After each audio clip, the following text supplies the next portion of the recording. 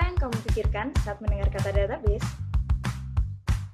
Digital, catatan, data, komputer, kalkulasi, atau hal-hal tentang statistika? Atau mungkin kamu belum pernah mendengar kata database? Oke. Sebelum kita mengenal database, mari kita kenali lebih dekat dulu dengan data.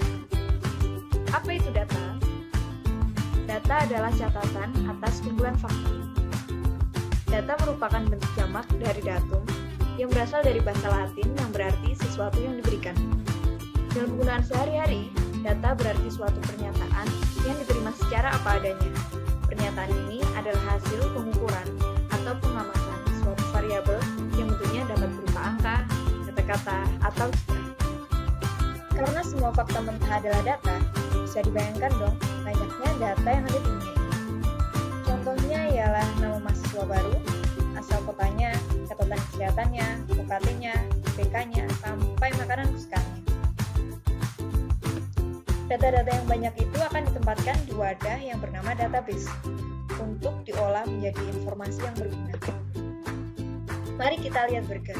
Kalian pasti tahu kan burger? Ya, katakanlah burger ini terdiri dari roti, mayones, daging, saus, acar timun, tomat, dan roti lagi. Anggap saja roti, mayones, dan lain-lain ini adalah data. Pekerjaan seorang data miner dalam menyusun data sama halnya dalam menyusun burger. Susunan data ini disebut tabel, atau tabel bisa dimisalkan oleh burger. Burger memiliki 7 atribut, yaitu header atau roti atasnya, 5 macam isian, dan 1 footer atau roti bowl sendiri. Atribut ini yang nantinya akan dijadikan nama dalam kolom. Jumlah atribut disebut degree, dan jumlah tabel disebut cardinality.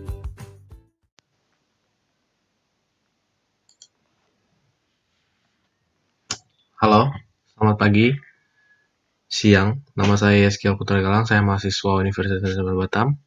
Saya dari Prodi Sistem Informasi. Hari ini saya akan mewakili kelompok saya untuk menjelaskan tentang proyek sistem basis data kami. Yaitu tema yang kami ambil di sini database dealer mobil. Nah, anggota kelompok kami adalah saya sendiri, Yeskiel Putra Galang, Pak Dani, ada Putri Utami, dan Ali Fadila Akbar. Oke, latar belakang proyek. Kami memilih proyek database dealer mobil karena kami ingin mempelajari bagaimana suatu dealer mobil itu memanage sistem database mereka, yang mana kita ketahui di mana adanya banyak transaksi yang terjadi di suatu sistem, di suatu sebuah toko dealer, dari mulai salesnya, kemudian kepada pembelinya, terjadi transaksi, terjadi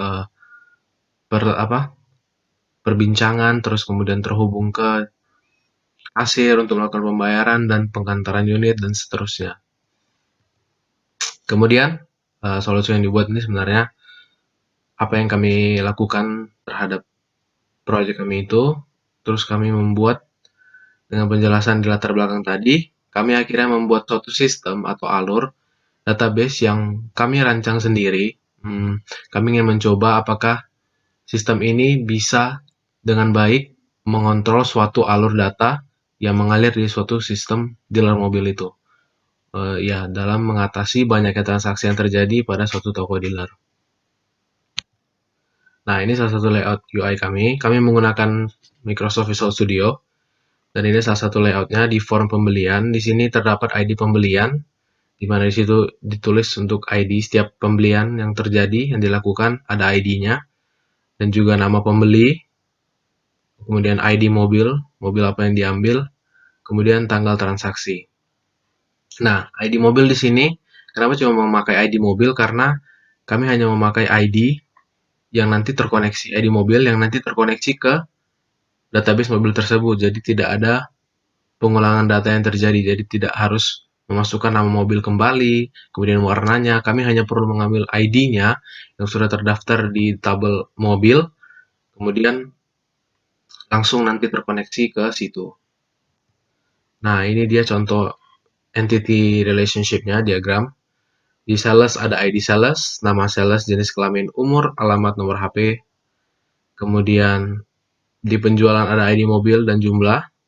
Sales terkoneksi ke penjualan. Kemudian di mobil ada ID mobil, merek mobil, nama mobil, warna mobil, tahun mobil, harga mobil. Kemudian dari mobil yang tadi saya bilang terkoneksi ke pembelian.